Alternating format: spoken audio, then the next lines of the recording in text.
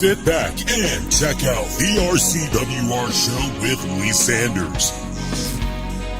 Get fun, in-depth coverage and analysis from the latest in professional wrestling in AEW, WWE, NWA, Impact Wrestling, or the world of entertainment. From big TV shows to your favorite sports like the NBA or NFL. All things music, movies,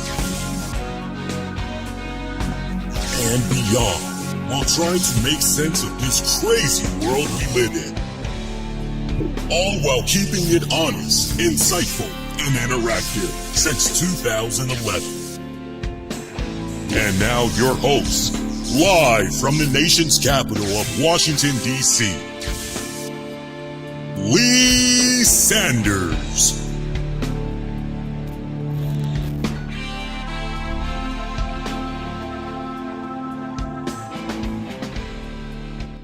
God damn that Seth Rollins. Damn you. Damn you. Damn you, Seth Rollins. Why, Seth Rollins? Why? My God almighty, if there's a hell, may you burn in hell, Seth Rollins. Damn you.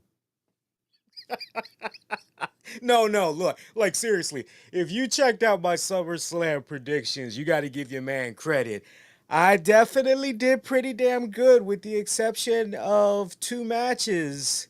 Two matches, if you checked out my predictions. I think I did pretty good. Pretty good. Am I going to self-gloat? Just a little tiny bit. Hey, might not have been perfect, but where it counted the most, your man got it. What is going on, boys and girls? We are here. Night one of SummerSlam. August 2nd, 2025. It is now in the books. Lee Sanders with you all for this special Saturday night edition of the RCWR Show. Appreciate you guys that are trickling on in and you checking me out live, or maybe you're clocking out and you're like, I'm going to just check this out when it's on demand because that was just too much for me. I'm tired, Lee. I'm tired. I'll circle back later. However you checking me out, I do appreciate you welcoming me into your mind and your ears. Sound off. Let me know what you thought about tonight's SummerSlam event, man. Woo-wee. I got a poll up. I do want to hear your comments. If you want to comment, that's fine. If you want to kick back and you want to lurk, that is fine as well. We do have an interactive poll. Now, that is anonymous. If you got your Twitter, you can hop on over there at the RCWR Show, or you can vote on youtube.com/the RCWR Show and click on the post section. Ooh, Lord Almighty, good God Almighty. Where do we even begin with this? Okay, so 12 years since CM Punk has last held a WWE World Heavyweight Championship. 12 years. Just let that sink in.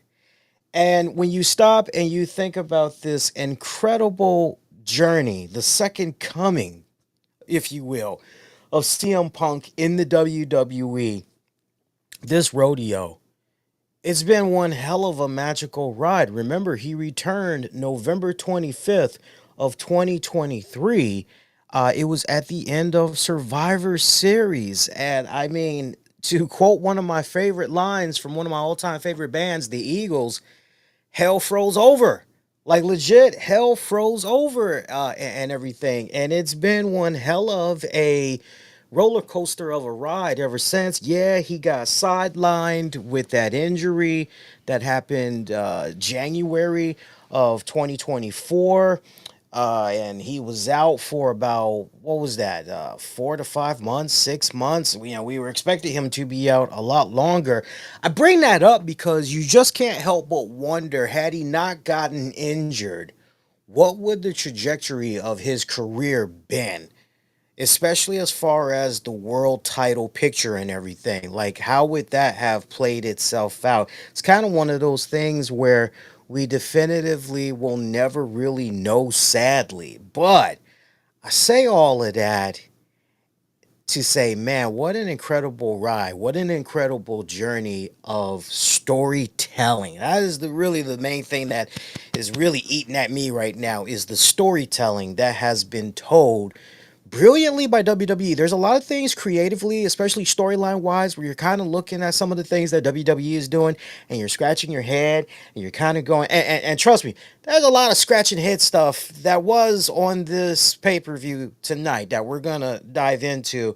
But I tell you, as far as what they did right, the Seth Rollins, CM Punk, you just felt if you were following this, no way, no how is Seth Rollins, whether he got to limp his way down there or he got to get Bronson Reed and Braun Breaker, whatever he got to do, ain't no way, no how Seth Rollins on his watch, as long as there's air breathing in those lungs, that CM Punk is going to be leaving SummerSlam as a World Heavyweight Champion. It is pretty much on site. Take his ass out.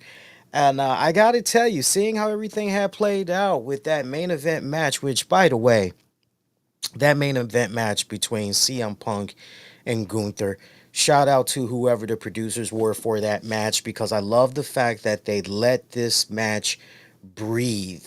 I know I toyed with the idea a little bit of, is it possible that maybe Bronson Reed, Braun Breaker might get involved? I knew some of you all had toyed with that idea as well, but make no mistake about it, when I was looking at that particular match, I definitely said to myself, definitely out loud, yo, hopefully we don't get that interference, because these two guys in that squared circle, they're going to put on probably a match of the year candidate. And that's exactly what we had got tonight. Whoever the producers were that mainly decided, yo, we need to let this match breathe. We don't need to worry about interference. Just let them go out there and slug it out. That was a SummerSlam classic of a match, people. Seriously, I have not been on the edge of my seat like that for a match in quite a long time. Fantastic pacing, fantastic storytelling. I loved when Gunther got busted open and he can't believe that he is seeing his own blood and he is freaking the hell out. That is something that we've never seen happen with Gunther before. We have never seen him freak out at the sight of his own blood, right down to the point he is starting to panic and he is gesturing to his opponent, wait, no, I can't do this. And he's actually trying to get the referee to maybe intervene and all that. He got busted open pretty damn bad too, I gotta say. I really hope that's not going to require some stitches or whatnot, but he got busted open really, really bad. But yeah, I love CM Punk just going in there, literally seeing the blood, smelling the blood, pouncing on that, setting up not one but two beautiful GTSs. Oh, that first GTS, I love how the big tree in Gunther did not fall. That was beautiful right then in itself. So you already knew at that point, yeah, Punk on probably had to go for the GTS again to take him down. And I'm glad that as far as everybody still remembers when Gunther tapped out, everybody remembers that he tapped out to, what was that, Sami Zayn. And so I love that distinction, because remember, talking CM Punk has won his fair share of matches when he's done the Anaconda Vice. So I'm glad that history books did not open up and go, well, you keep track. There's now two men that can lay claim that they have submitted Gunther. No. I love that distinction goes to Sami Zayn. And instead, the story that they told to have CM Punk conquer Gunther. And look, I got to admit, I was a little concerned there about Punk. I think many of you all were as well that watched this. Punk looked pretty gassed, didn't he? I mean, he was just... I'm going, what? Are we sure Punk got the cardio for this? Like, legit, I'm going, is Punk really going to make it through this match? Because if he needs to chill in the corner and be given some oxygen real quick, like, I'm okay. And maybe we can just pan to Michael Cole and Wade Barrett for a hot minute and let CM Punk get some oxygen, but I was legit concerned. I don't know what it is. It's kind of weird because I'm finding that I grow concerned about CM Punk the longer that a match goes, but yet I appreciate seeing Punk a little gas, seeing him, he obviously this isn't the Punk from 2012, 2013, 2014, right? There's some slowness, Father Time has definitely caught up to him. There's a part of me that's concerned about him the longer a match goes, but then there's also that part of me that goes, I love this digging down deep. Like anybody that has seen that Rocky Balboa movie, and Rocky still has those demons, those monsters in the attic that he hasn't quite got all out of his system yet. Remember that one? That was, and how old was he when he made the comeback in that one, right? So you kind of link that back to CM Punk and how all that played out in this match tonight. But one of the best technical matches I have seen from WWE in more recent years. Definitely, if you're keeping track as far as 2025 goes from WWE, it's definitely up there. Definitely up there. I'll have a lot more to say about that match later on. But yeah, CM Punk winning, was only able to celebrate with that World Heavyweight Championship for about 5 minutes. And then we hear that music, burn it down! And you're just going, oh, shit, don't hit the fan. Oh, wait a minute. How's this going to pan out? And I got to say, seeing CM Punk just standing there, I'm going, well, they didn't pull up the executive producers, Paul Levesque and Lee Fitting. Something is still going on. Something's brewing. Something's brewing. You hear the Seth Rollins music. Seth Rollins comes out on crutches. Paul Heyman's got the Money in the Bank briefcase. But you're looking at Seth Rollins, and he is braced up like a mofo on that right leg, and you're going, no way, no how is this guy going to be cashing in. And all you see is Rollins doing a whole bunch of trash talking, essentially getting in the head of CM Punk, letting him know, TikTok, bad boy, TikTok, because you on my time now. You on my time now. I don't know why my Apple Watch just decided to talk. That was kind of weird there. But, okay, like, I don't know about you guys. I'm still looking at my screen. I'm going, there is no executive producers, Lee Fitting, Paul Levesque. I don't know about this. I don't know about this. And sure enough, we see Rollins turn around. And at that point, you're kind of going, well, maybe, just maybe. Maybe, just maybe, CM Punk's going to walk out of here. And then Rollins dropped the crutches. I said, oh, shit. Here we go. Guys, I did not want to be right. If you checked out my SummerSlam predictions, I told you, boy, am I scary accurate. If you checked out my SummerSlam predictions, was that scary accurate? I mean, I went way out there. I didn't settle. I said, yo, CM Punk is going to win, but Rollins is going to come out and cash that mofo. I was very specific. I could have easily said Gunther retains, but then Rollins. I could have easily gone that route. But for me, the easier money was, no, Rollins, Punk, they hate each other. Why not? Beautiful storytelling by WWE, especially from the standpoint of blurring the lines. How the lines begin to blur. Everything goes back weeks ago. We saw that spot that Rollins did from off the ropes. I was right here on this show, reacting to it just like you all, going, I didn't really see anything. Matter of fact, I told you guys, hey, I played that footage back. 1 time the speed, 2 times the speed, -1 time the speed, -2 times the speed. Good God, I didn't see anything. Other people going, nah, man, I saw it. There was a little bit of a twitch right here.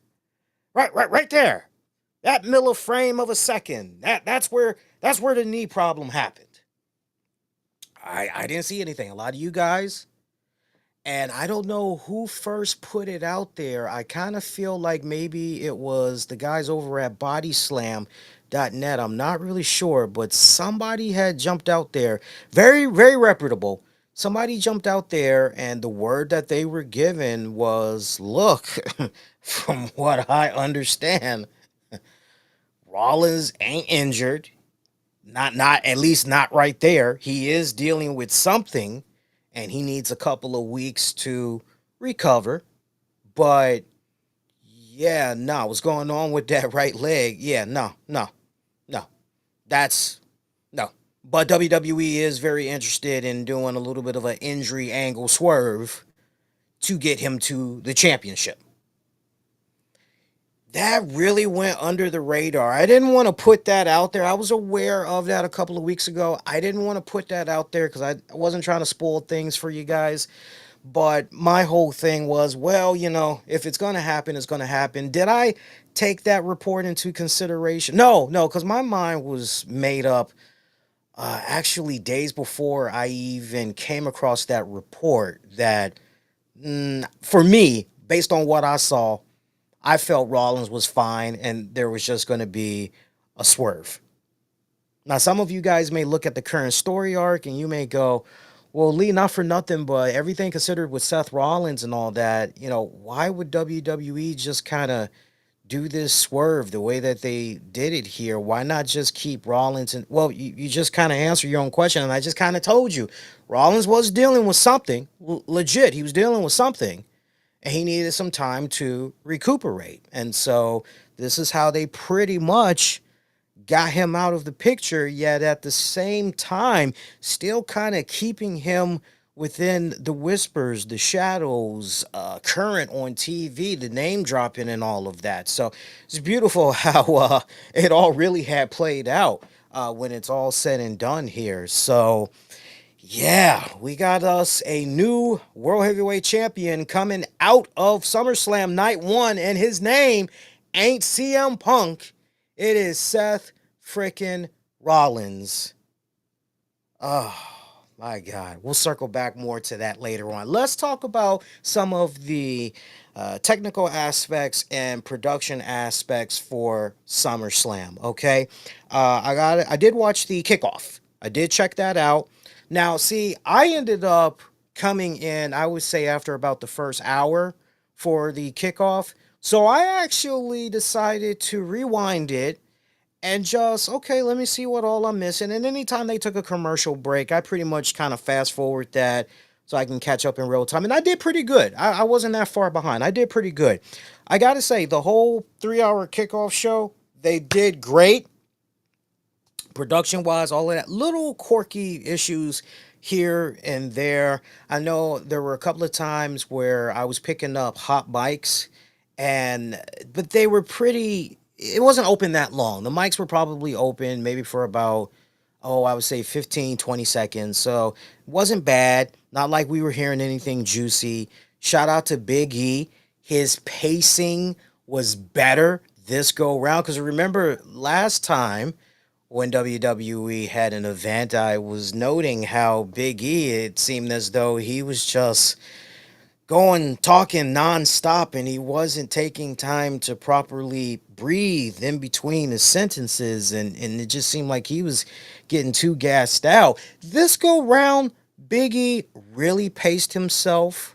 I thought it was great that it was more than just him and Jackie Redmond, or I thought it was great that there was a third wheel as part of that whole act, right? Because that definitely, the more the merrier, I always say. That way you can properly, rest your vocals a little bit mentally, even though you've rehearsed, right? You have your script. So, I mean, make no mistake about it. Like, you got your script. These guys got their script.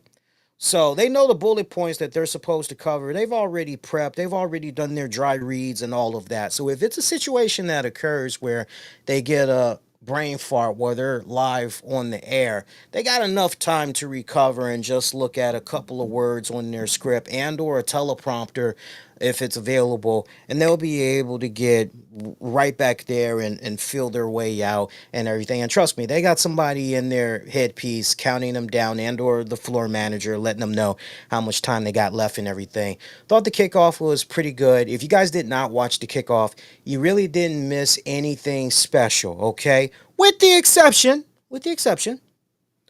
of Stephanie McMahon being interviewed, and she was talking about her recent "What's Your Story" podcast with John Cena. I can't wait to check that out. I'll talk a lot more about that on this coming Monday's RCWR show, live after Monday Night Raw goes off the air. Catch that right here and all throughout social media.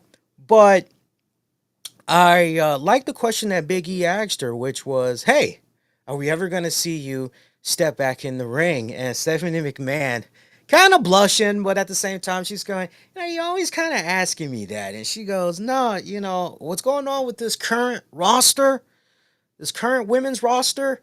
Yeah, no, I cannot hang with them, but I wouldn't mind being a mouthpiece for somebody."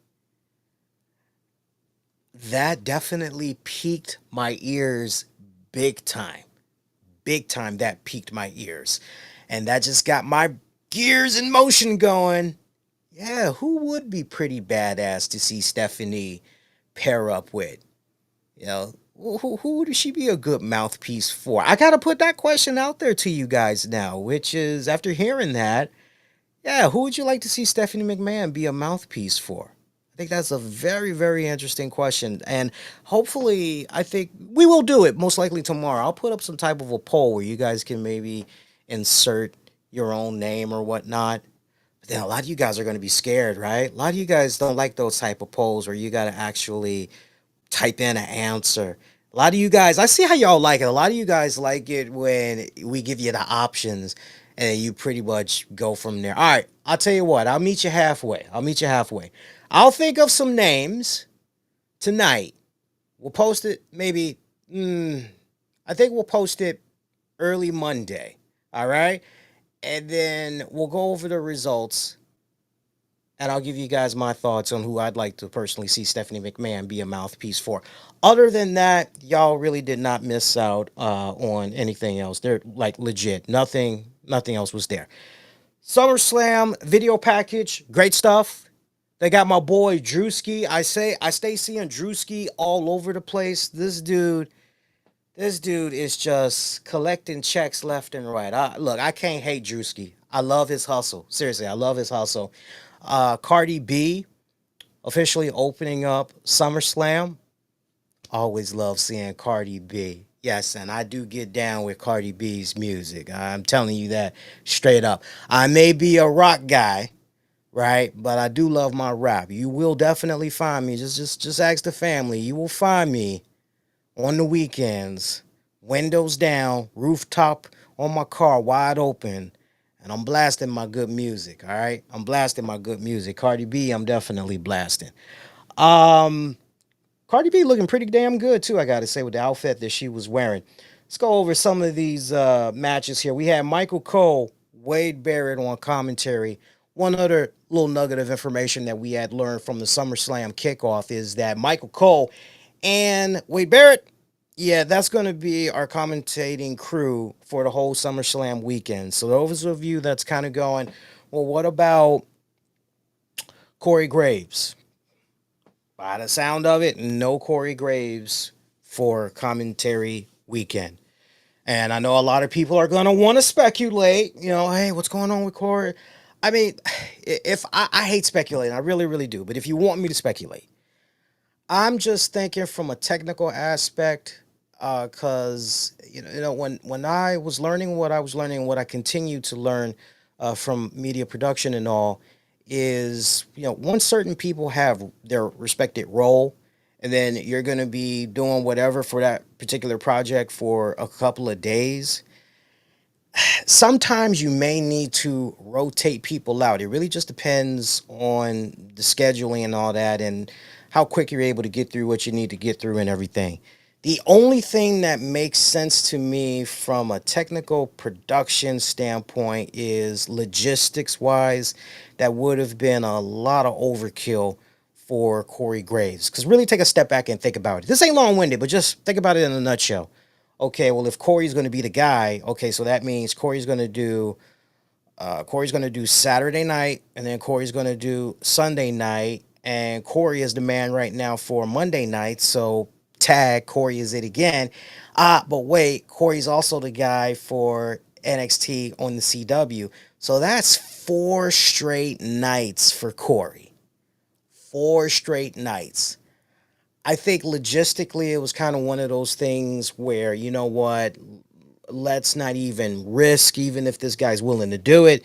Let's not risk it, especially as far as burnout goes, because the last thing we need is him being on the air and he sounds zapped out.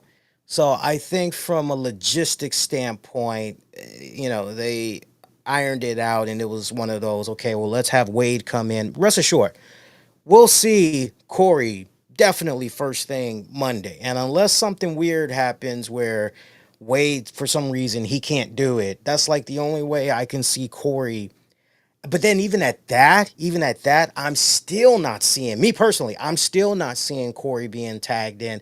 I think it would be Joe Tessitore. If something weird were to happen as far as tomorrow, Wade couldn't do Sunday night's coverage of SummerSlam, then pretty sure it's going to be Michael Cole and Joe Tessitore calling on the action. So sound off. Let me know if you think I might be onto something there. Roman Reigns and the Yeet Man, Jey Uso, teaming up to take on Bronson Reed and Braun Breaker. It was interesting to see how some people were a little bit concerned. I think it was from this past Monday's Raw or the previous Raw, where Jey Uso did not do his grand virtuoso entrance from the crowd. And that kind of took some people back because they were going, yo, what the hell? How do you not have this guy go through the crowd? It's like, this is one of his signatures. What the hell? Honestly, when I play it back in retrospect now, I can't help but go, okay, well, if you wanted to hold it off for this week's Raw because you really wanted to sell that grand virtuoso picture, the grand stage of it all at MetLife with Jey Uso coming out there and just the sea of fans there in attendance selling the whole yeet, everybody yeeting. You want to hold off doing the yeeting for Monday Night Raw, and instead you want to hold it. You want to preserve it until SummerSlam. I'm okay with that. And I welcomed what I saw visually. I got to tell you, it was one of those aspects where Jimmy Uso was coming out. Oh, correction, Jey Uso. I apologize. Jey Uso was coming out because I think I called him Jimmy before. Jey Uso is who I was talking about. It's one of those things I appreciated where when we saw Jey Uso come out, all I could say to myself is, thank God for rehearsals. Because for the camera people, could you just imagine trying to do that live on the cut, and you don't even do a walkthrough, you don't even do a rehearsal, you don't do like at least 2, 3, 4, 5 rehearsals to get it down right, and you're like, okay, all right, let's go to Jay, camera one, and camera one has no freaking clue where the hell Jay is. And they're just, all you see is just the sea of people and everything. To Wade Barrett's point, it was nice hearing him shout out the camera crew because he was like, look, I ain't gonna even lie. He's like, I see where he is on my monitor, but I'm looking.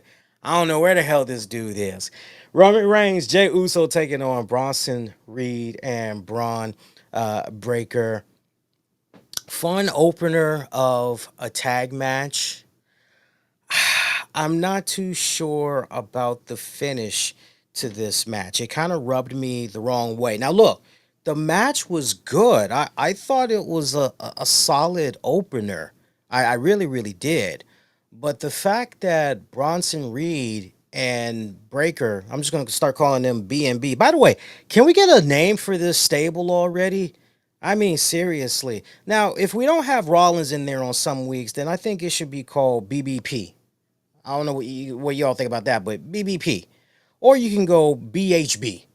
All right. But I was kind of thinking about Belle Biv DeVoe, right? That's kind of why I was kind of going in that direction. Google it if you don't know that band and everything. You're missing some really good stuff from their catalog. But anyway, I am looking at this and I wasn't quite sure how to feel about them losing.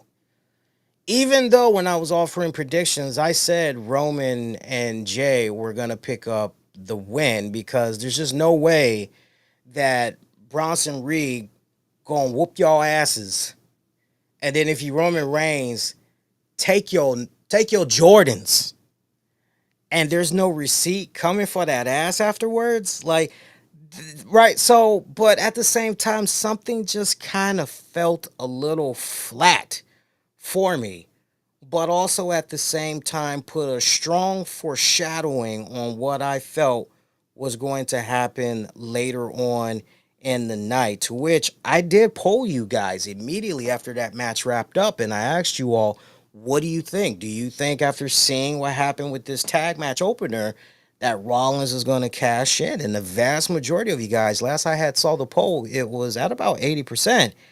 80% of you had said, yeah, Rollins is going to return and he's going to cash in that championship. Let's kick back and watch. Couple of points of observation. If I could somehow have the ear of Bronson Reed, and I'm hoping that, like, friends, colleagues of his, they can get this to him. You're a big dude. And I say this respectfully. You're a big dude. You're menacing. You got the whole look down. Love everything that you're doing this go round and have been the past couple of months. You don't need to be doing suicide dives. You don't need to be doing any dives over the rope, between the ropes. You don't need to do that. You are a big, grounded, tough son of a bitch. Okay? The only time you need to be leaving your feet is when you climb up to that top turnbuckle and you're getting ready to do the tsunami. That's the only time you need to be leaving the ring. I don't care if Jey Uso knows how to fly. I don't care if Roman Reigns knows how to fly. Hell, I don't care if Braun Breaker knows how to fly. Your lane should be no. The only time you will see me do a dive is when I climb up on that top rope to do my tsunami, because everybody knows when I get ready to do that, it's lights out. Somebody's going to be hurting. That just kind of rubbed me the wrong way, because it's one of those things where when I'm thinking about it from a psychology standpoint, I'm going, okay, you're a grounded dude. You're a brawler. I get that. I get that. You're a brawler. You go up to the top, you got your whole Vader splash, your own little Vader bomb and all that. Like, okay, cool. But when you're doing all that other stuff, I just look at that other stuff, and for me personally, to each its own, but for me personally, I just go, that's overkill. It's okay, great, you can do it. That's great. But it's not needed. And then not to mention, when you do all that type of hoo-ha stuff, it'll take away from the next match. You feel where I'm coming from? So we definitely got to be a little bit smart when it comes to stuff like that. I thought the over-the-top spots was just a little bit too overkill. I didn't mind it when Jay was doing something in this match. I didn't mind it when it came to the serious hang time that Roman Reigns had showed when he did a dive over the rope. I mean, he went hang time. Roman had serious hang time going over the rope, crashing into B&B. I couldn't believe it. And when they showed the footage on instant replay and they showed how much space Roman had between the rope, that top rope, and when he was in the air, I couldn't help but look at that and go, dude got height. Makes me wonder how his ball handling and all that is, how his jump shot is and all that.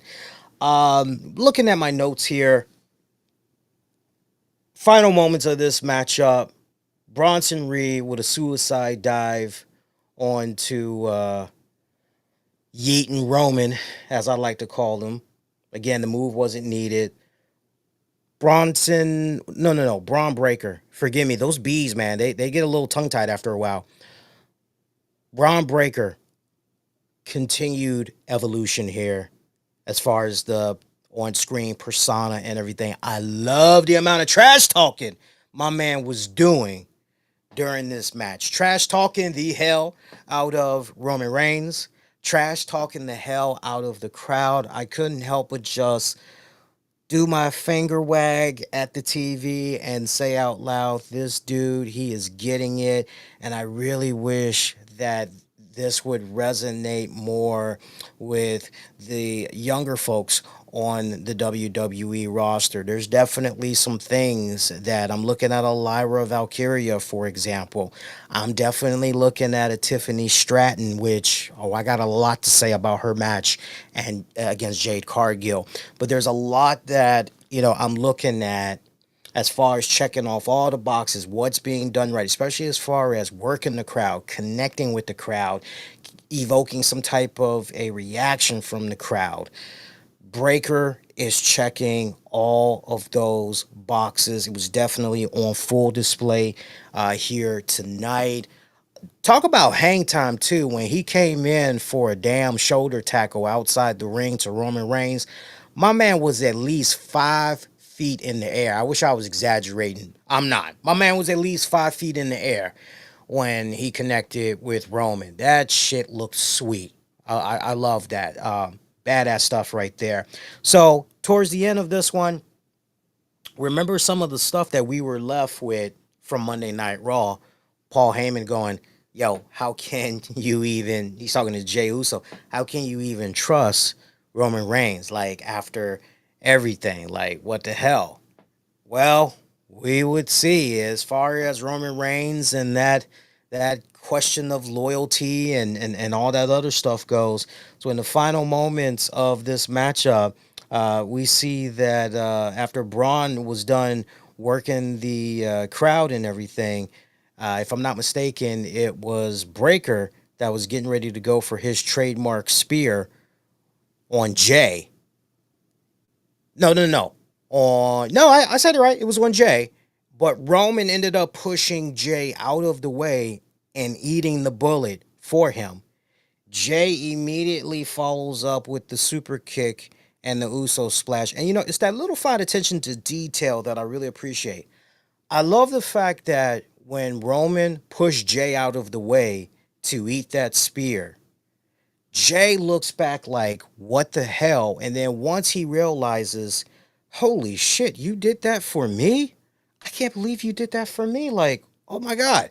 It was almost kind of like any other doubt that maybe Jey had in his head. I love the fact that afterwards it was like, okay, he's got my back and then some. And the match ended that way. By the way, I popped really hard when Roman and Jey had first brawled with B&B. First couple of seconds of this match opener, tossed their asses out of the ring. And Jay's like, can we run that back? Jey wants to actually have his music play. Keep in mind, the bell had already rung and everything. And Jay's like, can we run my music back? And Roman's feeding into it. He's going, wait, you actually want to run this back? And they both start doing the hand gesture. And the music comes back on. Funniest shit I've seen in quite some time.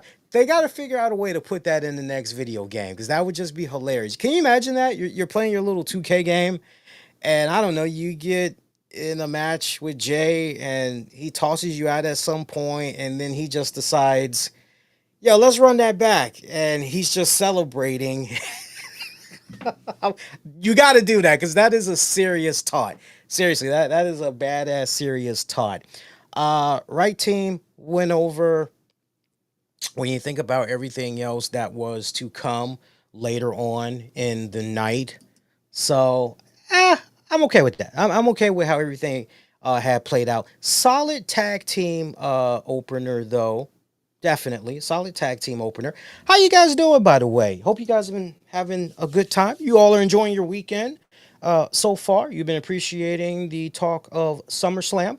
If you have not done so already, make sure you show the ultimate love. If you haven't subscribed already, make sure you do so. Also, hit the like, man. Really helps out a great ton. Just thinking if there's any additional notes I want to add on top of everything that happened with this tag match opener. Honestly, everybody busted their ass in this one from what I was able to see. Not disappointed with this tag match whatsoever, man. Nice, good, slow, frenzy build up of some really cool, crazy spots, good bouts of tests of strength, all that stuff. Nice big spectacle here. Breaker, though, really my main big standout. Really came out of this looking like a true bona fide star. Second matchup on the card. By the way, that match had lasted, that opening match, it lasted, 21 minutes. 21 minutes and change. Next up, women's tag team match. Charlotte Flair and Alexa Bliss defeating Judgment Day's Raquel Rodriguez and Roxanne Perez to become your new tag team champions. I did not think the trigger would be pulled this soon. I thought at least we had maybe one or two more pay-per-views potentially to go here before it was all said and done of maybe, just maybe, we were going to see new champions. But I did not think it was going to happen this soon. I welcomed it. I actually welcomed it. Good stuff. Good stuff in this matchup. Everybody definitely was working hard. I love the continuation and the teasing of Charlotte Flair and Alexa Bliss pretty much working out their issues, which was definitely on full display here in this matchup. From the moment who's going to go first, miscommunication right there, to right in the middle of the match, definitely towards the end, where we had saw Charlotte. She ended up, boy, talk about a huge misfire here. She ended up getting inadvertently hit by Alexa Bliss, who was trying to get a hit in there on Roxanne, if I'm not mistaken. And Alexa couldn't believe what all had happened. And then she was just devastated by all of it and everything.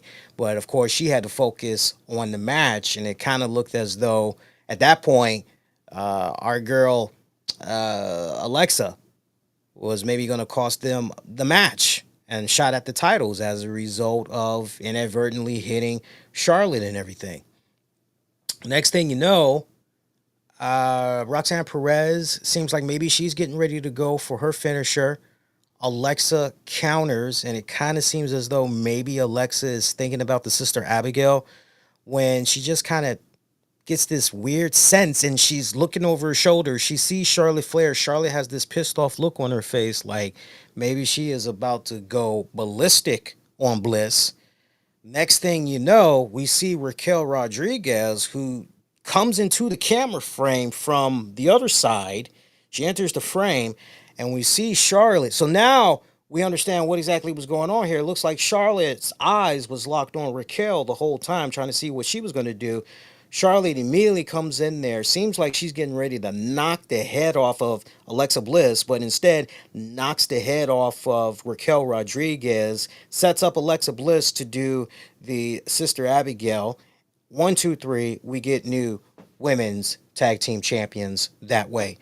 Solid matchup. I've been watching Charlotte Flair. I've got to be one of the few, it's a very, very short list, that has always defended Charlotte. I know we've had people over the years, Charlotte's always winning. What the hell, man? Why here she go politicking and all this? And I never, ever perceived it that way. Never. And I've always said, she gets a bad rap. For me, it's been one of those, you better give this woman her flowers while she's still here, because, once she's gone and everything, that's pretty much it. You ain't going to really realize how good you had it until she's gone, basically. People like her is gone. And it's nice to see that, and I don't know if it is because of the latest round of interviews that Charlotte Flair has done or what, but it seems like there is this great new sense of appreciation, but most importantly, respect for Charlotte. And it's essentially breathed new life into her. Definitely from a creative standpoint, definitely from a character standpoint. So I don't want to see this get broken up anytime soon because Charlotte is finally over. And then my book, more over than that daggone Tiffany Stratton. We're gonna talk about Tiffany Stratton in a hot little bit. I'm probably gonna ruffle some feathers when it comes to Tiffany Stratton, but just hear me out, hear what I gotta say, and all of that stuff and everything. But good tag match, better than I was actually expecting from this one, I gotta say. Next up, Karrion Kross, Sami Zayn. By the way, have you guys voted on our SummerSlam polls yet? If you haven't, if you're watching this via Twitter, we got the poll up for you guys right now. Go show that some love. Twitter at the RCWR Show. Vote that way. Very last thing I'll put out, so you'll be able to find it with ease. My YouTube community, you can head on over to the post section at youtube.com/the RCWR Show, and you can vote that way. Let's talk about this Karrion Kross Sami Zayn match, and afterwards, I want to definitely show some love to our sponsors for tonight's episode because we got to pay some bills. But let's talk Karrion Kross Sami Zayn.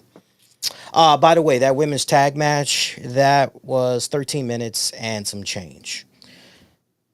Sami Zayn picking up the W over Karrion Kross. 8 minutes and change. I wish this match would have gone a little bit longer for my personal taste here. I kind of felt a little bit slighted. Just a little bit slighted, I felt like here. I wasn't expecting this. I got to be honest with you. I wasn't expecting this. But the more and more that I thought about it, I said, you know what? I'm okay with Sami Zayn going over. Now, if you wanted to make an argument to me that, Lee, as far as the matches for tonight's SummerSlam, this was honestly the weakest match on the entire card, I would say to you, yeah, I can give that to you. But if you're a fan of Sami Zayn and or a fan of Karrion Kross, internally you're giddy inside, especially if you're a Kross fan. You're going, yo, any opportunities that I'm able to get to see Kross get some type of love, especially if it's on a pay-per-view, like, I'll freaking take it. Was there a whole lot of meat on this sandwich as far as this match goes? No, not really. Thinking about all the drama that has played out between these two guys over the past couple of months and how, it all had played out here in this match, I was okay with it. I think I would have booked it maybe a little bit differently, though. Like, I loved hearing Karrion Kross and Scarlett egg Sami on, and basically they're saying to him, say it, because a lot of times Karrion is on the offense, and I mean, he is just knee to the face, rubbing his knee all up in Sami's face, smacking him around, trying to make him say it, and he got Scarlett right there at ringside, and she's just, go ahead, say it, right?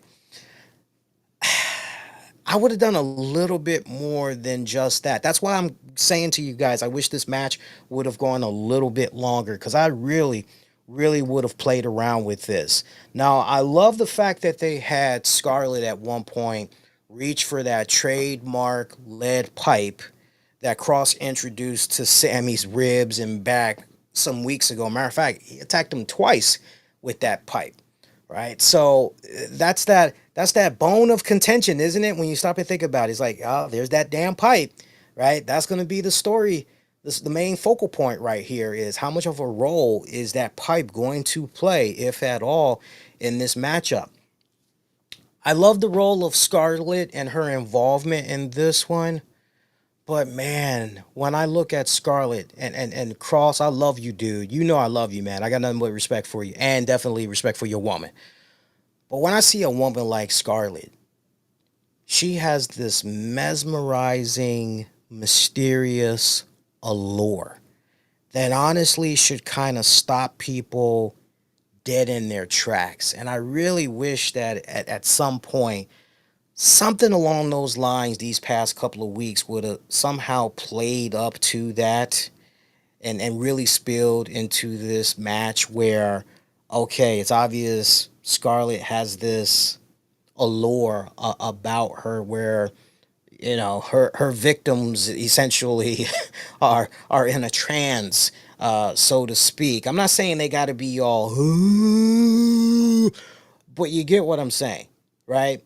That way it can really play up to her, and whether you want to say mind powers, whatever the hell is going on, right? Once she locks eyes with you, you are just in a trance. I think many people can relate to that. I know for me, in my case, almost every other day, I'm looking at one of my three Yorkies, and I actually have a Superman moment with one of them usually every day. It's my youngest one, Holly. I will wake up at times and she will be on my chest, just like the daggone Crypto and Superman. She'll be on my chest, wagging her tail, looking at me dead in the eyes, and we'll just be locked for like a couple of minutes, just looking into each other's eyes, right? And then the reality hits. She wants to eat. In the case of Sami Zayn, pipe to the back of your dome. Okay? So I wish there would have been a little bit more involvement from Scarlett, but it's kind of one of those I'll take what I can get. But that pipe was the main focal point because this either could have went down two ways. Either Kross was going to use that pipe or Sami was going to use that pipe and win. So, final moments of this matchup. Kross loading up the pipe while Scarlett was distracting the referee. But the pipe manages to get taken away somehow, allowing Zayn to knock him back down. Scarlett would then end up handing Sami Zayn the pipe and tells him to embrace your dark side. Zayn throws it down. You're going, damn, so close. Had no cigar. Okay, all right, whatever. This distraction lets Kross grab a roll up for a near fall, which ultimately sets up Sami Zayn to connect with the Halua kick. 1, 2, 3. So obviously, per the stipulation, Sami Zayn wins. Karrion Kross, hey, we're done, dude. We're done. Are we really? Are we really done? And I just kind of feel that maybe we're not quite done just yet. What I personally would love to see happen with Karrion Kross right here. Yes, they're done, but they're not. That sounds very weird, right? Sounds like I just talked out of both sides of my mouth. Let me explain. So yes, Sami moves on. But what I would like to see happen with Karrion Kross now is I would like to see Karrion Kross go, I don't understand. All the signs were there. He should have embraced it. I don't get it. What did I miss? I just don't understand. How could this guy, I've never been wrong before. You know this, Scarlett. I've never been wrong before. I don't get this. I want to see Karrion Kross over the next several weeks become obsessed and trying to figure out why did this not work? Why did Sami, because he's that sure of himself that Sami is a bad guy. And during the course of the next several weeks, I would love to see Karrion Kross go down this mental spiral of a breakdown. And I'm telling the producers and creative at WWE, if you have never seen Jack Nicholson in 2001's The Pledge, go watch that movie. And by the end of the movie, it was like one of the last great movies of the 2000s that Jack Nicholson did. By the end of that movie, to watch the mental breakdown of Jack Nicholson's character, you're going, holy shit. I mean, it had remnants of One Flew Over the Cuckoo's Nest, but amplified even more. I personally felt amplified even more. But that right there, that is what I ultimately would like to see happen with the Karrion Kross character. Right down to the point that as he's trying to figure all this out, like how could he be so wrong and everything. I'd love to see it go to a point where maybe Kross just, he shaves his head. Not for nothing. I remember in a recent interview, somebody had said to him, "Yo, what's going on with the bald head? When are we going to see the bald head make its return? It just seems like, with your moniker and all that." And he answered. I like the way he answered that question. He said something along the lines of, and I'm hoping I'm not shortchanging what he said, but it was something along the lines of, when that bald head does return, you will definitively know that it is for the right reasons. He's basically going, okay, ultimately, this is where the true character is, right? Like, that's the character in its truest form, right? And his whole thing was, it should be a really big deal if and when that hair is removed. And so, yeah, I would like to see him have a mental breakdown over the course of the next several weeks, couple of months, whatever. Hey, I don't know if maybe you eventually have a Paul Heyman kind of cross paths and say, let's get you back on the right saddle or what. But I would like to see something play out where Kross just felt in his heart of hearts he was right. And maybe along the way, some superstars come up to him. You got to let it go, man. You got to let it go. And he kind of snaps on them. Boom! Instant Acme feud. And who knows? Maybe in the next 6 months, it turns out he was right. Sami was faking all along, or whatever you want to call it, right? As far as Sami Zayn, for you Sami Zayn fans out there, I would like to believe that now, at least for the foreseeable future, till we get to Monday night, Sami Zayn can definitely move on. As far as what I'd like to see happen for Sami next, honestly, ooh. Here's the thing. I need to see Sheamus and Rusev maybe go at it one more time. Put a fork in it for that time being. But then I would like to see Rusev and Sami Zayn enter a program with one another. I think that would be pretty damn entertaining. Sound off. Let me know what you guys think about that one. Nick Hogan was in the house as there was a tribute to his father, Terry Bollea, the Hulkster, Hulk Hogan. And by the way, I have it on good authority that there were a decent amount of you guys, particularly those of you that work in the business, that had appreciated my coverage of Hulk Hogan, and you appreciated my perspective in tackling the good and the bad, the controversies with him. And I just got that news a couple of hours ago. I was quite taken back. That was like not the only thing I had learned, but to hear that there were a lot of you all that, that means a lot. I appreciate that. I try to do my best to make sure that, I look at it the most neutral way, but give it to you straight up. Okay? Give it to you straight up. Like what we're about to do in a hot second, because we got to talk about the SmackDown's women's title, Tiffany Stratton versus Jade Cargill. Or as I like to call it, that don't work for me, Tiffany Stratton brother taking on Jade Cargill. We'll talk a lot more about that match in a hot second. Right now, I want to recognize a couple of our sponsors for this edition of the RCWR show. First up, I want to recognize the good folks over there at IME Radio, the IME radio station. It's your global soundtrack featuring the hottest indie artists and 90s to 2000s throwbacks mixed with today's top 40 hits.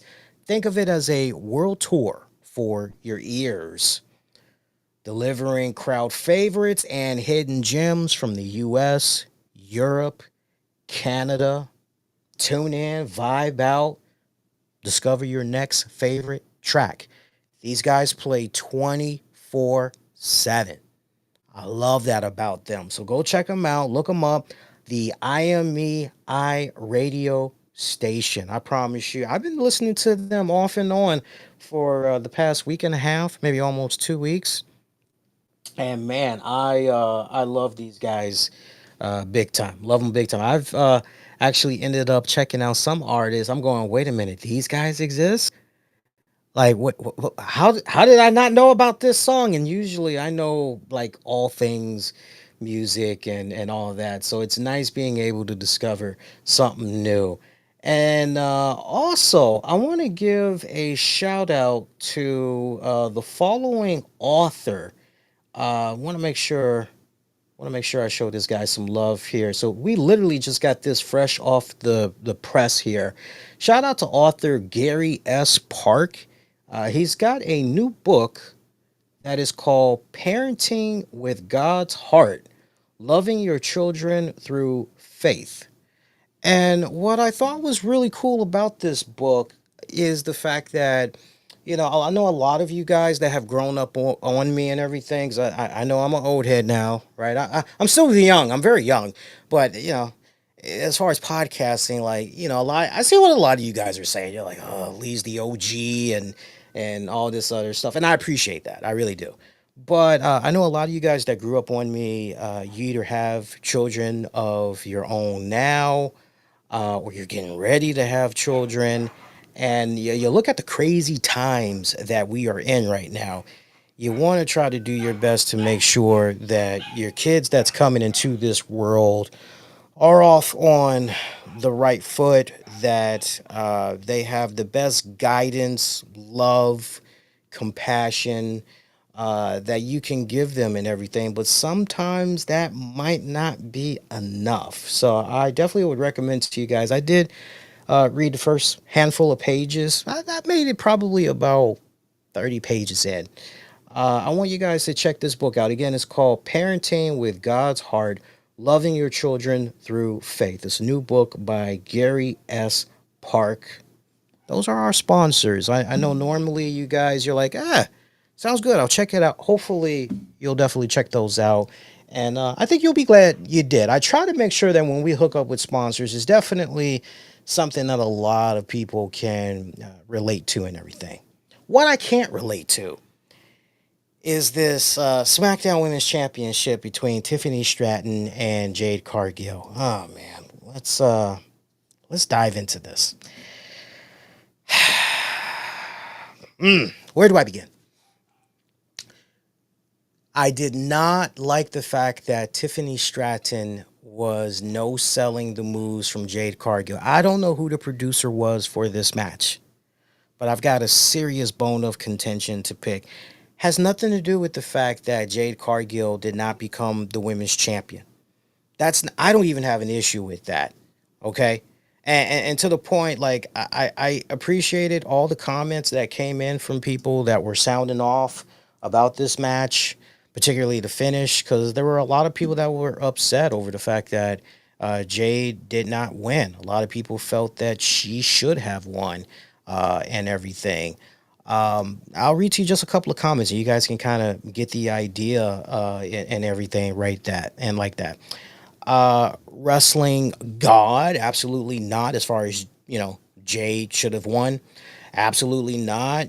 You have correction, as far as was it the right move that Tiffany Stratton should have retained over Jade Cargill? Wrestling God said absolutely not. You have a star in Jade Cargill, and you don't pull the trigger on her winning the championship is a terrible decision. Triple H does it again. No confidence.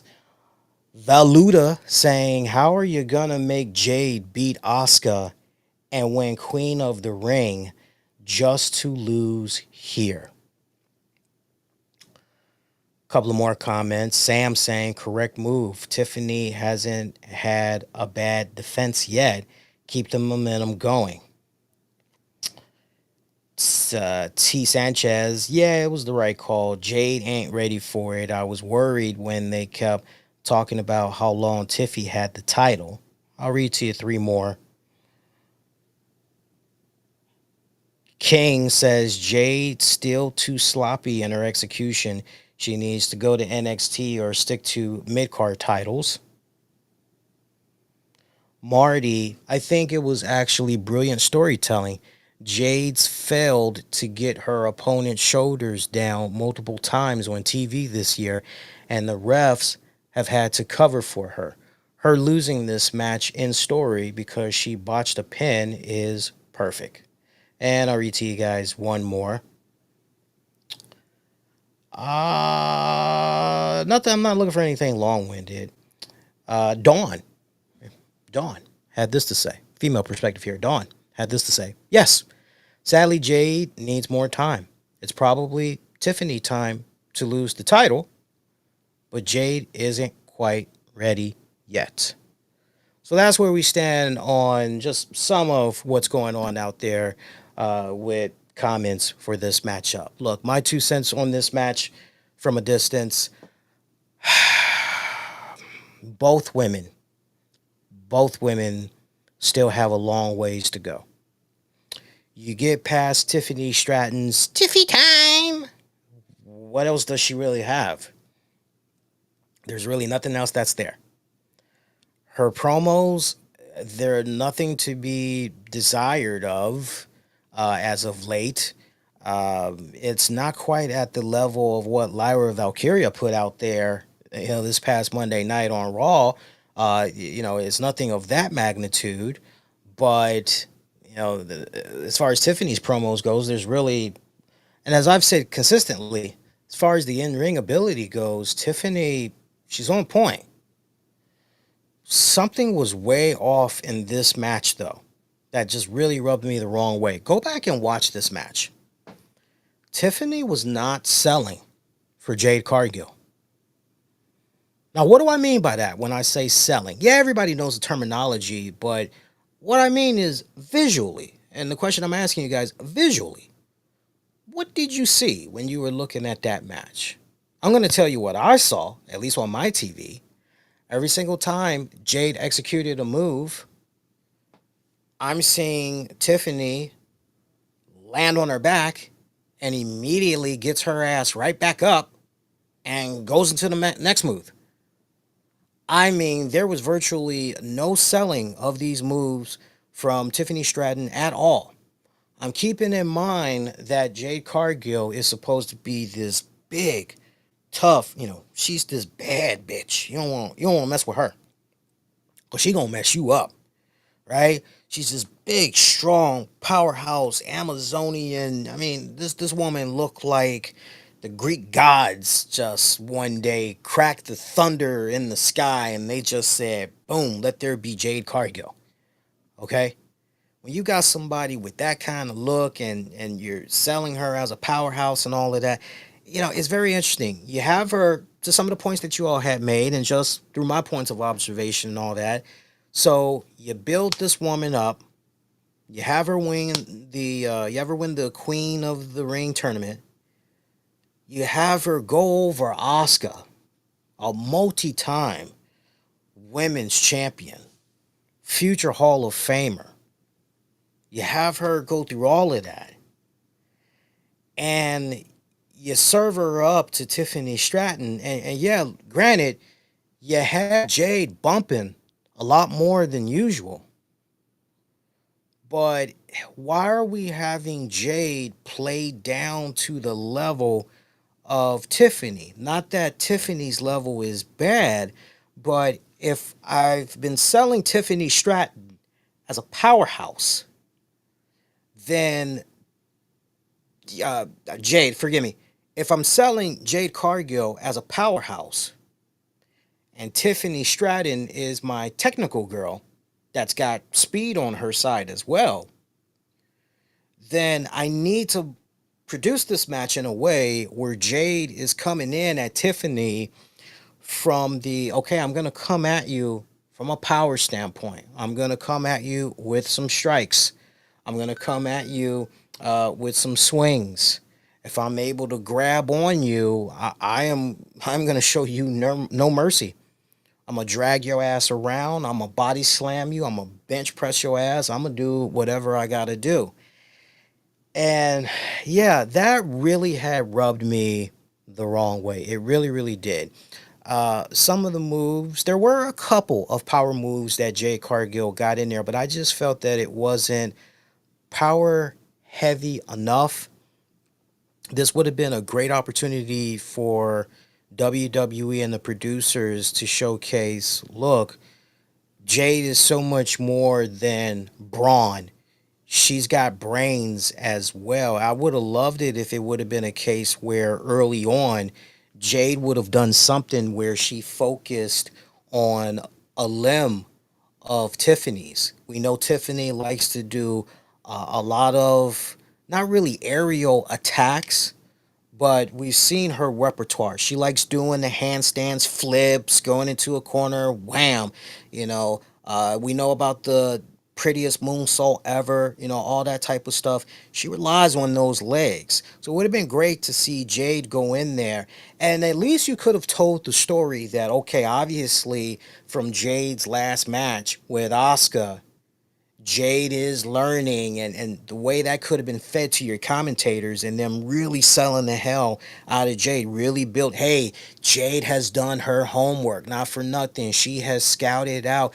And it kind of seemed like maybe this match was going to go off to that type of a start. I remember early on, I think it was a case where Tiffany either did her little handstands flip or she did something. And Jade just said, pump kick, bitch, and knocked her ass, knocked her right on her ass. And Tiffany went rolling out of the ring immediately. And I'm going, oh, it's going to be one of those kind of matches. Like, oh, okay, great. And then it quickly the blueprint just went out the window. Tiffany, though, what I need for Tiffany to work on more, I need Tiffany to work more on selling. It's really no fault of her. She don't know no better. But to the people that's producing this match, they should know better. You should not have Tiffany go in there and is not selling all the stuff that Jade's putting out there, right down to the point when Jade wins the match with the deadliest moonsault ever. She's holding the championship up, and she's just looking at the camera like, yeah, I did it. And what? I did it. And what? She's not huffing. She's not puffing. She's not even breaking a sweat. She's not even pretending to breathe heavily. And I'm literally going, what the fuck did I just watch? If that wasn't a match, what the fuck did I just watch? That was not good. Go back and watch that match. Now that I've said what I've said.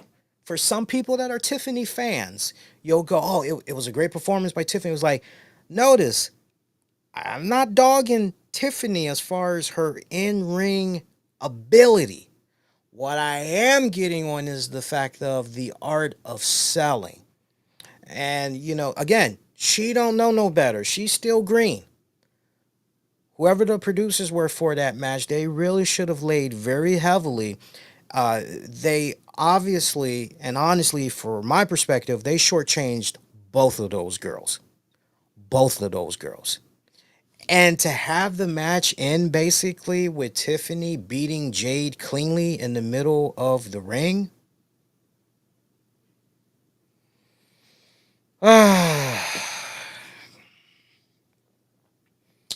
So we build up Jade, we served her on this platter, and it was pretty much for now. Granted, Jade still has a little ways to go. I'll meet you halfway on that.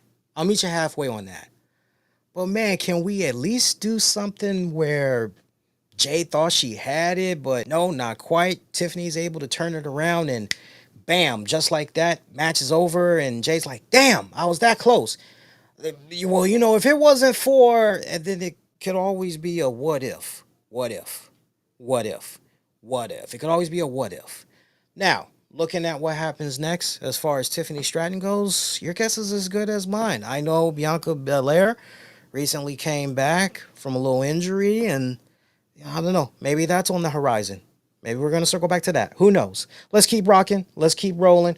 Go on to our next match. Drew McIntyre, Logan Paul, taking on Randy Orton and Jelly Roll. Surprisingly, I got this one wrong. Surprising, as well as the other match. I had Jade going over. Drew McIntyre and Logan Paul defeating Randy Orton and Jelly Roll. 17 minutes, 10 seconds. Thoughts about this matchup here? Good amount of time. More than I had anticipated, to be honest with you guys. Jelly Roll tried as hard as he could, but he definitely looked very winded, very out of it at many points. But you know what? This dude gave it everything he had. I know that we're at a point right now where everybody's going hands down Bad Bunny, greatest. Oh, sorry, Galactus. Sorry, brother. Sorry, I meant no disrespect, homie. By the way, how about that, huh? Is that badass or is that badass? This is the Galactus popcorn bucket. Why would you put butter and popcorn in this? Okay, you want to put popcorn in here? Okay, at least you can get a rag afterwards. Just clean it. But I've seen videos where people that were at the theater or whatever, they put hot butter. That's an insult. That is an insult. Hey, just for good luck, check this out. Galactus hungers. You guys definitely want to check out the YouTube channel later this week. Oh, you guys can't really see it that well, can you? Let me move the mic. There you go. Now you guys can see it a lot better. Galactus hungers. And we'll just hit that back. So, I know Bad Bunny, there's that standard. Bad Bunny, hey, greatest celebrity turned wrestler. Yeah, man. Logan Paul, hey, man, forget about it. Look, I hear you guys. Now, for me personally, every celebrity that comes in there, I'm not expecting them to be at the Logan Paul, Bad Bunny level. I'm not going to rate them at that level either. That's just unfair. I mean, not unless it is, whoa, it's kind of one of those type of deals. I'm going to judge accordingly. Jelly Roll, for what he was able to do, I'll admit to you guys, I've seen better, but he did pretty good. Now, the wrestling history that I have in my head and everything, was it at the level of David Arquette good from back in the day? Not quite. Was it better than Jay Leno? Oh, fuck yeah. It was definitely better than Jay Leno. Was it better than Lawrence Taylor?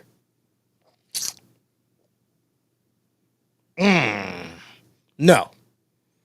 Was it better than Travis Scott? For that brief little hiccup that was Travis Scott in the WWE? Oh, yes, by far. Jelly Roll didn't embarrass himself. I thought that with all the preparation that he did and everything, I felt in my heart of hearts, he did a very solid job. And look, it wasn't a case where Jelly Roll only got in there for maybe like 3 minutes total. No, he saw a big chunk of time in that matchup. And he was bumping like a mofo. I didn't think he was going to even... If you would have told me Jelly Roll was going to be set up over on the announcer's table while Logan Paul pretty much took 2 prime bottles, did his own little Stone Cold, and doing a leapfrog from top ring post, crashing on the Jelly Roll, I would have said, get the hell out of here. What is Jelly Roll thinking? What is Jelly Roll thinking? But Jelly Roll, I mean, he literally coughed up his body for our entertainment this weekend. And to that, I tip my hat and I say, thank you. Now, look, I'll be frank. I'll be frank. I'm still not a fan of his music. I don't ever see myself listening to his music. But he's done enough as far as the interviews he's done, showing the willingness to cross brand, cross promote. He's done enough that has definitely caught my attention from the media standpoint of, okay, Jelly Roll's going to guest host where? Oh, he's going to do SNL? Okay, I'll watch that. I'll watch that. Oh, he's going to be presenting this award and it's going to show on TV? Okay, I'll go ahead.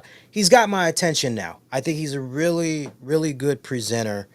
And the fact that he shows so much dedication to that respected craft, that says a lot. You can't teach that. You either got that passion, that curiosity and all that. You either got it or you don't. You can't force that onto somebody. So I thought he did really good, though. Jelly Roll did okay. Talk about the final moments of this matchup, which was honestly a pretty good one. So towards the end, McIntyre going up, gets caught into a suplex.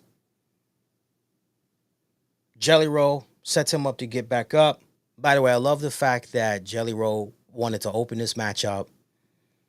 Was owning Logan Paul pretty good until he tagged in Drew McIntyre. Jelly Roll's looking at Randy Orton. Randy's like, give me the tag, dude. Jelly's like, no, I can do this. I can freaking do this. It's like, okay, all right, we'll go get him. Then once he sizes up to McIntyre, Jelly Roll realizes he's made a mistake. And he turns around looking at Randy like, dude, I'm sorry. And I just love how Drew McIntyre pimp slaps him from the back. just hits him on the back of the head, just pop. And Jelly kind of sells this. He hit me. I kind of popped on that one. That was pretty hilarious. I figured that they were going to do a spot there pretty early on where they were going to isolate Jelly Roll from tagging in Randy Orton. That went down exactly how I thought that was pretty much going to play out, which made a lot of sense in the world. Towards the final moments of this one, though, clothesline setting up a choke slam to Logan Paul, then a boss man slam or the black hole slam, as I like to call it, to McIntyre. Paul goes up, but dives into a power slam, leaving McIntyre to hit the Claymore. RKO drops McIntyre. Pretty much sets up Paul to post up on Orton. Logan Paul hitting the frog splash on Jelly Roll, the 1, the 2, the 3. Pretty much over and out on that one. Fun match. Fun match. Did it feel like Jelly Roll was trying out for the WWE? No, it didn't come off that way. It didn't come off that way at all. If anything, the way I looked at it, I said, okay, look, we know these celebrity wrestler. This is the new era of WWE that we're in. Well, not for nothing. We've been in it for many, many years, but WWE is really, really, normally WWE, their history would be, okay, who are the established, they've never really been known to go the indie route, but they seem to be much more receptive, right? They're understanding these new algorithms, particularly when it comes to, this person's got blah, blah, blah million plays on Spotify. And it's like, so what record label are they with? Were they with Clive? Are they with Jive? Are they with Mercury? Like, no, they pretty much sold their own mixtape from the back of their car. Whoa, and they got how many plays on Spotify? Well, they got 35 million plays. Oh, well, they must be doing something right. We need to tap into that, right? That's just basically how they're rolling here. No, I thought with what Jelly Roll did and doing the whole wrestler celebrity crossover. I thought it hit all the marks. I think it'll hold up in more recent memory. Can we give a quiet nod to Logan Paul? Logan Paul was like the Shawn Michaels in this match, just bumping his little ass off all throughout this joint.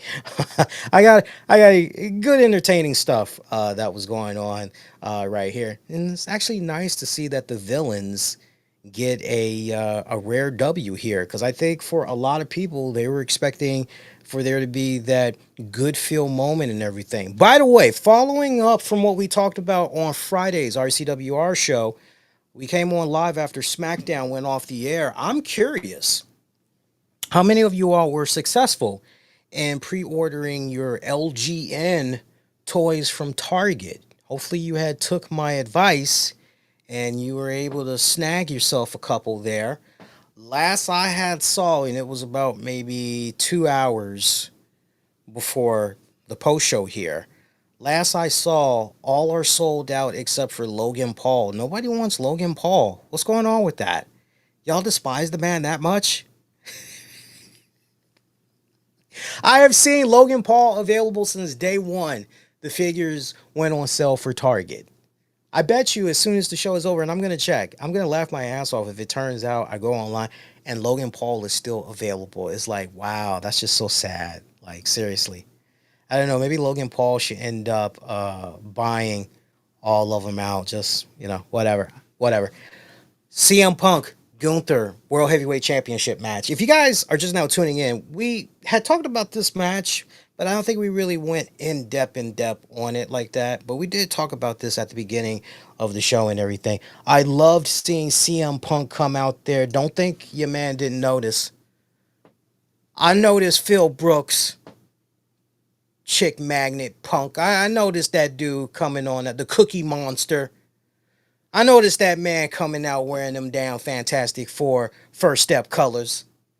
You ain't getting that past me, my comic book nerdy ass. You ain't gonna get that past me. I'm literally snapping my fingers going, I see that. No, seriously, I love that. I love that. That was a really badass attire that he was pushing there. CM Punk defeating Gunther, main event match for the World Heavyweight Championship. 30 minutes and some change. This was, my God, man. I'm going to say something I think a lot of people would actually agree if you really kind of stop and think about it. As far as best performances of the year from Gunther, this match is it. As far as one of the best matches from CM Punk for 2025, this match is it. As far as a match of the year candidate for WWE for 2025, this match definitely gets my nod, gets my nomination, right? Definitely I'm putting this in the little file cabinet here. Man, I mean, when it was all said and done, Gunther was just throwing everything at this man. And you honestly just felt that the way this match was going to play out, the longer this match went, then the more in favor it would be for Gunther. But there was CM Punk right there, matching chop for chop, matching move for move.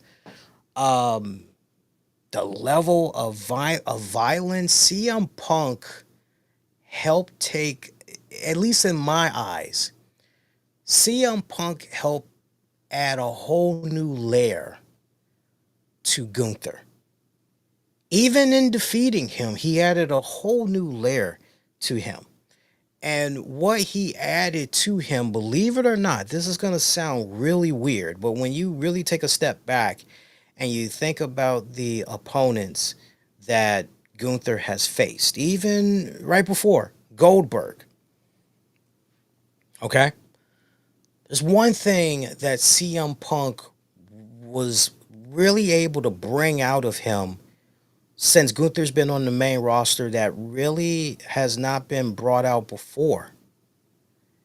And that's grit. That's toughness. That's durability. Punk was able to bring all that out of Gunther here tonight. I've seen my fair share of Gunther matches since he's been on the main roster and everything. And yes, I definitely remember his stuff in NXT and all that good stuff.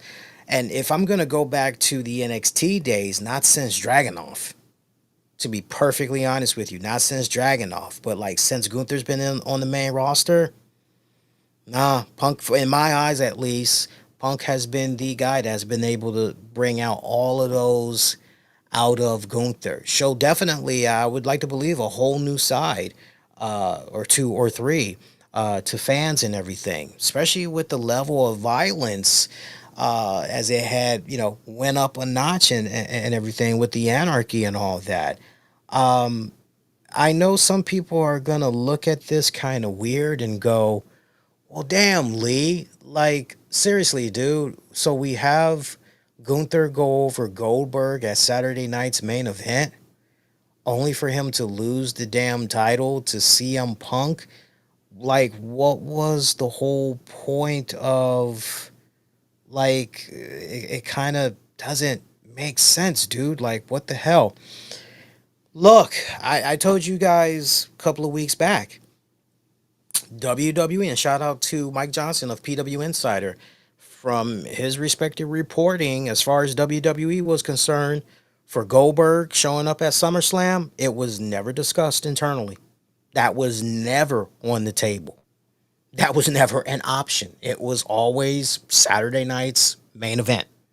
That's what it was all about. So, all things considered, would I really, really, the fan in me here is speaking now. Would I really want to see Bill Goldberg and CM Punk SummerSlam match for the championship? No. Would I maybe want to see Bill Goldberg defend the championship against CM Punk and Gunther in a triple threat match?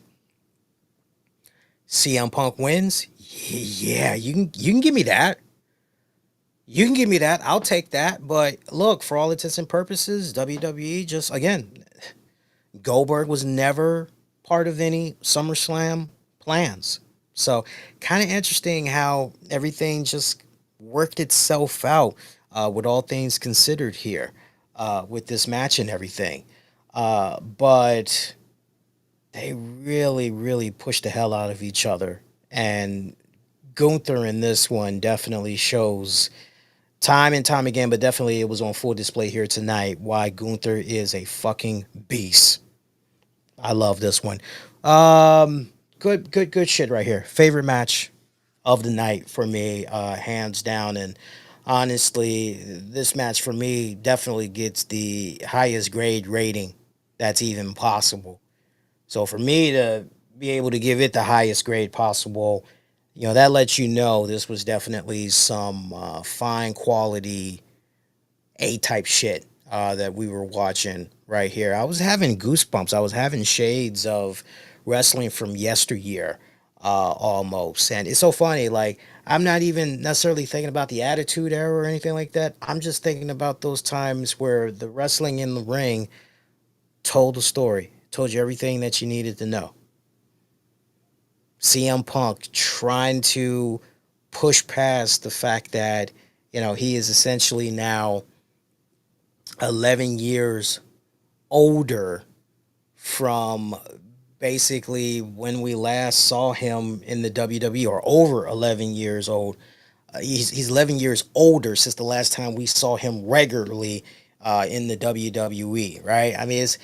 Right. He's trying to push past that. He's trying to get out of his own head, and he knows this is a daunting task in trying to overthrow one of the longest reigning champions. Remember that weird stat that WWE kept putting out there all throughout the joint, and you're going, that's a hell of a stat.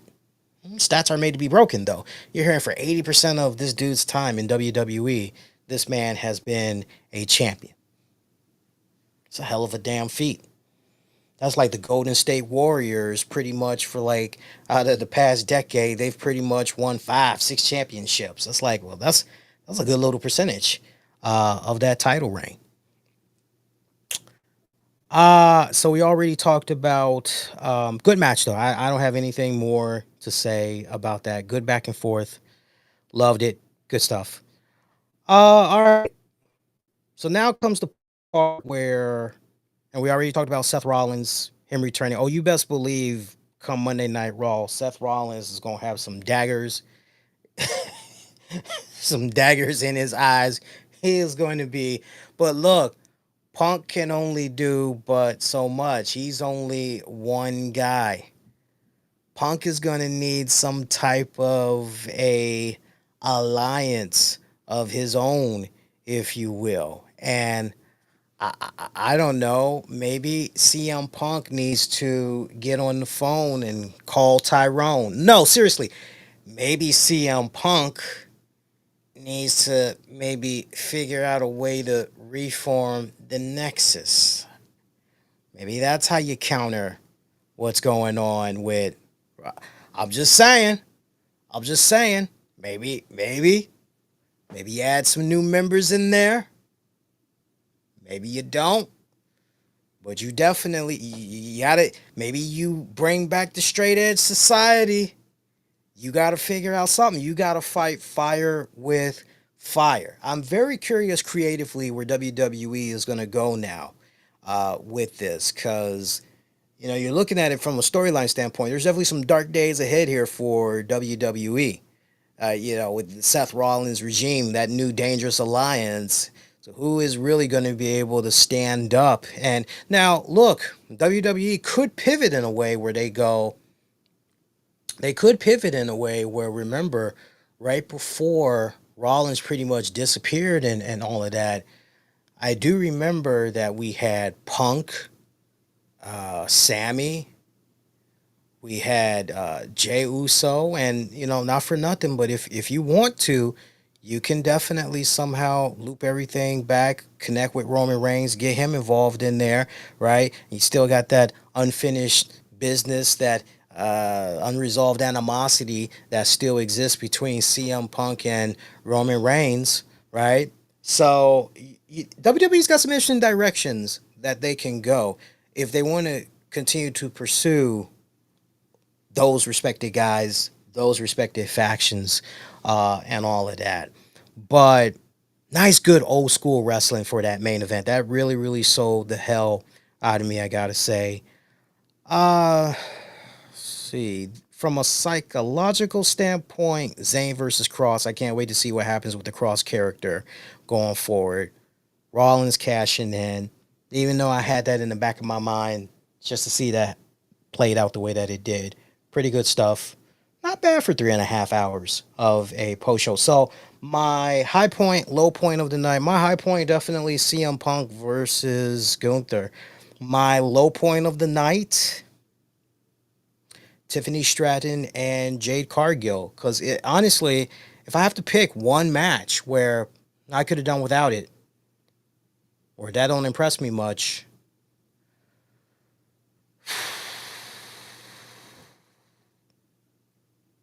yeah, Tiffany Stratton and Jade Cargill. But see, here's the thing. It's not ultimately on the girls. It's not all their fault. It really comes down to the producers of that match, I personally feel. So it's not all on them. I think they'll be able to clean up and rebound though going into night two. Let's see how you guys have voted on the Twitter poll at the RCWR show. See how you guys have voted over there. By the way, Braun Breaker looks like he walked out limping quite a bit. Right down to the point that at the end of the night, we saw Seth Rollins and Bronson Reed and all them. They came out. Breaker's leg, his right leg, was taped up real good. Kind of makes you wonder, what's going on there. I'm trying to see, by the way, if I can find out anything about. Trying to see if I can find out anything about Braun Breaker. Did I say Bronson Reed or Braun Breaker? Hopefully I said Braun Breaker. Because I tell you, I get my damn B's mixed up sometimes. Just trying to see real quick if we got any updates that's coming fresh out of the SummerSlam press conference. Okay, so here's some breaking news as far as headlines from the SummerSlam conference. Triple H said that Jelly Roll has already talked to him about doing more with WWE. So that's good. What else we got here? I'm just scrolling here trying to see if there's anything else. I'm looking at some video footage of Seth Rollins trolling the panel right now. Drew McIntyre reacted to Seth Rollins cashing in on CM Punk saying, "Karma is a bitch. Karma is indeed a bitch." All right, that's... Ha, ha, ha. Oh, wow, they got some footage of Becky Lynch reacting to Seth Rollins cashing in. She was backstage watching it. That's cool. That is cool. That is cool. Yeah, I'm not seeing anything else breaking right now from that SummerSlam conference. So I think what we'll end up doing is from night one's conference, we'll definitely, any interesting other points should be brought across to you. We'll mention it on night two's SummerSlam post show. But meantime, let's go to the poll. Let's see what's going on here with you guys. 13% of you are giving SummerSlam a thumbs down. 40% of you are giving it a thumbs up. And we gave you guys on Twitter a bonus option. Damn that Seth Rollins. That's the top dog right now.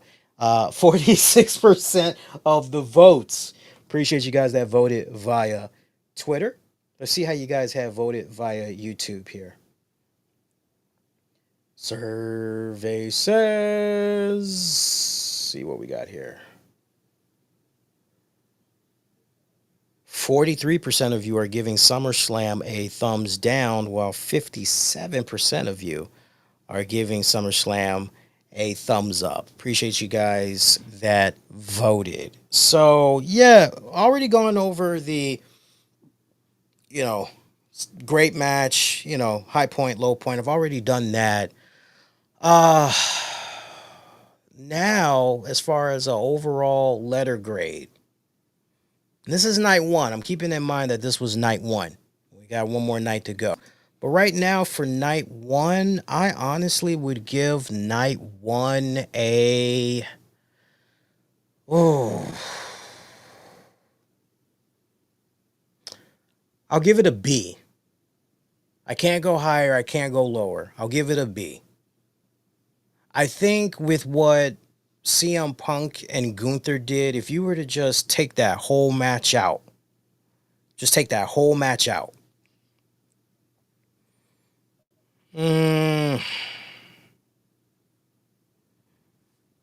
Damn. Oof. I'm looking at the card here. I'm struggling with this one. I'm looking at the card here. I think without CM Punk and Gunther, which definitely, that's an A. That's an A in my book. Yeah, without that CM Punk Gunther match, the card as it is, probably maybe a C plus, maybe a C plus. So having that Gunther CM Punk, that definitely helps. Because I'm just looking at the rest of the matches. Jelly Roll, Orton, McIntyre, and all them. I'd probably give that one a C plus. Yeah, C plus. Tiffany, Stratton, Jade, Cargill. That's a D. That's a D. D plus. That's final. D plus. Sami, Zayn, Karrion, Kross. C plus. Charlotte, Bliss, Judgment Day. B minus. Jey Uso, Roman Reigns, Bronson Reed, Braun Breaker. Maybe a B minus. Yeah, maybe a B minus. Yeah. So I think I'm rating it right. I think I'm doing it right. But you guys can definitely sound off. Let me know what y'all had thought about SummerSlam Night 1. Make no mistake about it, we're going to be coming right back here Sunday night, August 3rd, 2025, as soon as SummerSlam Night 2 is in the books. Meantime, I want you guys to be kind and rewind. And yes, Seth Rollins is such a hater. He's been drinking that haterade for so long, Jeffrey. It's not even funny. I want you guys to be kind. Rewind. Check out previous episodes you might have missed on demand and on the downloads wherever you get your podcast. Just search the RCWR Show. You can use those same keywords. Find me all throughout social media as well. My audio listeners, give me a little bit of time. I will upload this ASAP for your downloading listening pleasure. And everybody else, I'm wishing all of y'all to be safe. Most importantly, be kind to one another. If you enjoyed what I did, make sure you hit the thumbs up, go subscribe, and all that jazz. And I will catch you right back here and all throughout our other social media platforms for SummerSlam 2025 Night 2 post show. We'll be live here and in living color, baby. Take care, y'all. Peace.